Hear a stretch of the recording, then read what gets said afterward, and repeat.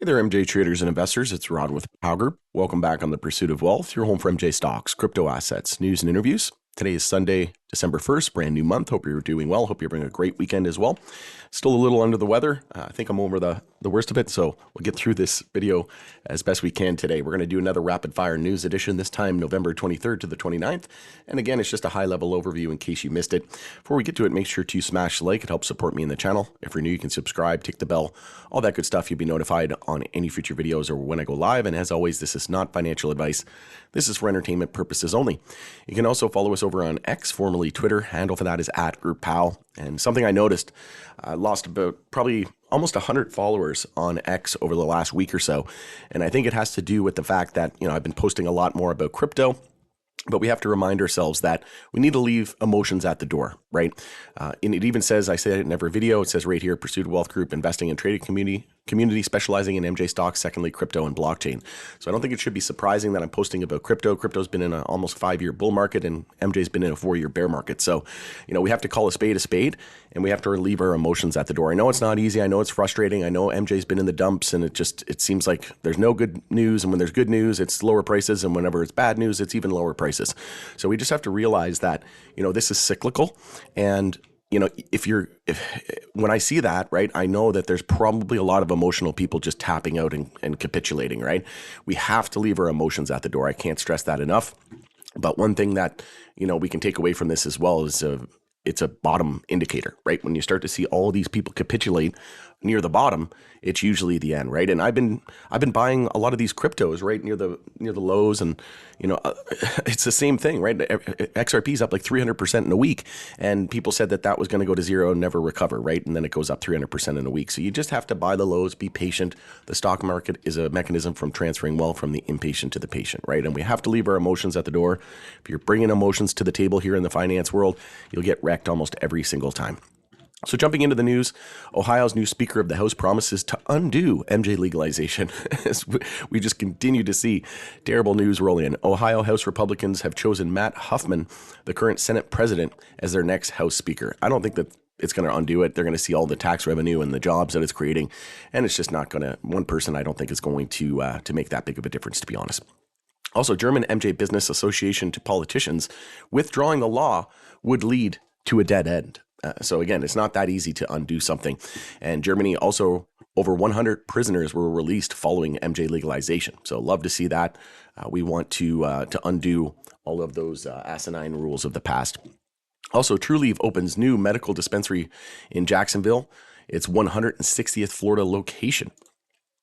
Hemp THC beverages on tap to outpace regulated THC drinks. So that shouldn't be surprising. I mean, if you can buy them in, if you can order them directly to your door without having to go to a store or something like that, obviously, yeah. And there's, I think 25 different states or something like that, close to that will allow you to order. So very different, and they don't have to go through all of the regular, channels and regulations that we would in the regular industry, right? New era of medical MJ in Denmark as government announces plans for permanent legal framework. So we're turning positive here. But yeah, it's a bit of a mixed bag this week. I thought it was going to be pretty light in terms of news, but I always think that, and then I go through the week and I'm reviewing all the major news pieces, and it's just like, okay, wow, another busy week. So I already did a video on this, so I won't dive into it too much, but Acreage says fixed shares worth zero in Canopy USA deal. I already did a video on this, so you can check out multiple videos that I posted on that for more information. Also posted a video on this as well. Cannara Biotech had an amazing quarter again. Their revenue surged 43%, and they netted a profit in fiscal 2024. So very bullish on them long term, but very small operator, so it's going to take a while for them to really garner any, mainstream attention. Also, Trump's new attorney general pick opposed legalizing medical MJ in Florida, but it's not the end of the world. There's some more information coming with that in just a moment. Trump's pick to lead government spending cuts at DOGE. So Department of Government Efficiency wants DEA expanded despite supporting MJ legalization. So a non-governmental advisory body that President-elect Donald Trump is putting together will have two familiar names helming the ship, Elon Musk and Vivek Ramaswamy. While both are proponents of MJ and psychedelic reform, giving hope to some reformers that the new entity will recommend scaling back the war on drugs, Ramaswamy has previously insisted on expanding the Drug Enforcement Administration. And Trump's FDA pick thinks MJ is a gateway drug that causes heart and mental problems. I don't know if they're looking at the science, but I would say, you better get your facts straight because that's not what the data says.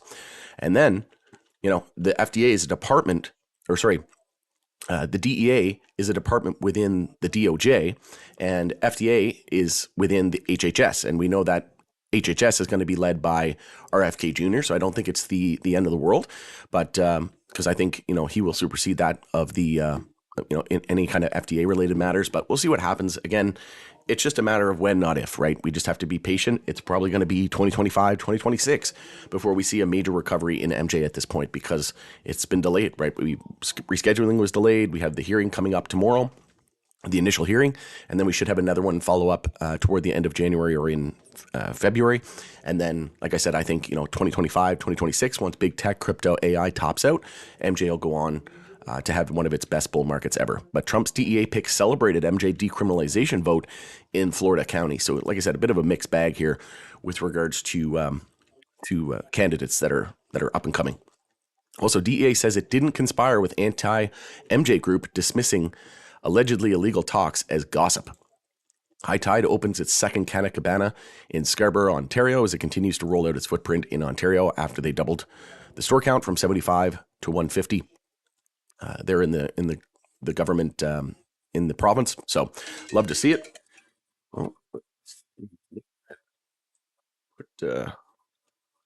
Silence that alarm there. Congress, Trump must reform MJ laws. So love this. So this is The Hill. And I'm not going to read the entire thing, but you should go through this.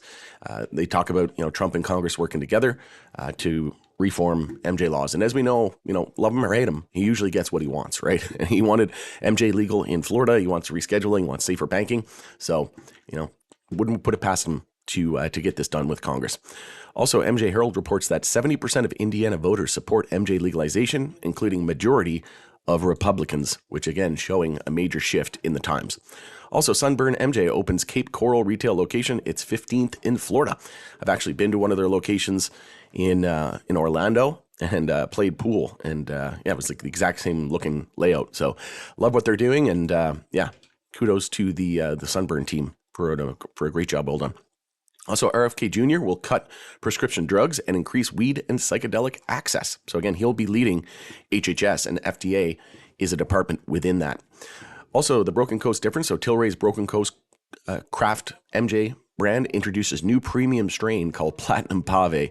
And oh dear, that looks good. Can't wait to try that. And if you end up trying it, please let me know your thoughts and opinions. Also, Canopy Growth announces Mr. Luc Mongeau as the company's next CEO. And again, I've already done a video on that one as well. You can check that out for more information and my thoughts and opinions. Organogram launches fast nano-emulsion gummies. So this is great, clinically proven to deliver up to 50% faster onset, improve bioavailability, and nearly double the cannabinoid delivery at peak effect. Also, MJ operator Gold Flora facing receivership amid financial challenges as we continue to see, bankruptcy filings, CCAA filings. Times are tough, that's for sure. But don't worry, we'll come out of this. There's light at the end of the tunnel. We just don't know how long this tunnel is going to last. Also, MJ Herald reports that federal MJ banking legislation could still pass by the year's end, but time is running out. But, at the end of the day, if it doesn't pass in this lame duck session before the new administration is inaugurated January 20th, I'm very hopeful that it will pass at some point in 2025. The fact that you can't buy MJ in the U.S. with a credit card is just absolutely asinine, so that has to change. Also, Green Thumb Industries repaid a consortium loan. Love to see that as well. And lesser known MJ component CBG is a promising therapeutic agent with potential to treat cancer and pain, study says. So now we're starting to understand why big pharma, big alcohol, big tobacco, and these incumbents and these politicians with their lobbyist friends, right, which mostly come from big pharma, they want to slow it down, right, because they're being disrupted and they need to get their paws all over it, right? Like I said, I used to work for a pharmaceutical company, a multi-billion-dollar company, and all they could do after the opioid crisis was said, I guess we can't make tons of money off this opioid crisis, these opioids anymore. So all the talk of the town, all they talked about for like 2 years was CBD and cannabinoids. So I think we can read between the lines. The DEA judge won't remove the agency from MJ rescheduling hearing, but raises concerns about alleged unlawful contact with prohibitionists. And that's going to be tomorrow, and we'll be able to watch it online as well. Also, this is some another great news. Nebraska medical MJ legalization signatures are valid, the judge rules. So again, the people will always win given enough time. The MJ Herald, CBD-rich cannabis shows promise in treating autism symptoms. So again, medicine of the future continuing to show what it can do, and it's really only the beginning, right? I imagine once the walls come down in the U.S. and we can reschedule it to off of if we reschedule it to Schedule 3 from Schedule 1, then all this research, all of this stuff, all of these trials will be able to run rampant, and we'll be able to discover things. And then with the help of AI, there's no telling how far this medicine of the future can go. Australia's Senate votes down MJ legalization bill. So that was unfortunate. But again, they can stall it. They can push it back. They can kick the can down the road as long as they want. But eventually the people will win. And we the people have to continue to make our voices heard and continue to fight. MJ moment, DEA faces lawsuit seeking to reveal emails between agency and anti-MJ group about the rescheduling process. So they just basically dismissed it as gossip. So we'll see what this lawsuit brings. Things are getting interesting, but I know it's tough out there, and I know it's not easy to see, other big tech and crypto and AI at 52-week highs, all-time highs, and, people posting their portfolio of massive gains.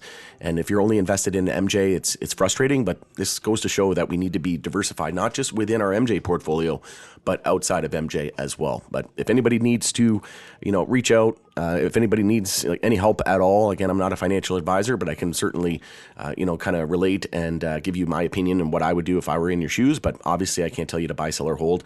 I'm not a financial advisor, but if you need to vent as well, by all means, we're all human, and that definitely does help. So hope you have a great rest of your weekend. It's Rod with the Pow Group. Thanks again for joining us in the pursuit of wealth, and we'll catch you again on the next one.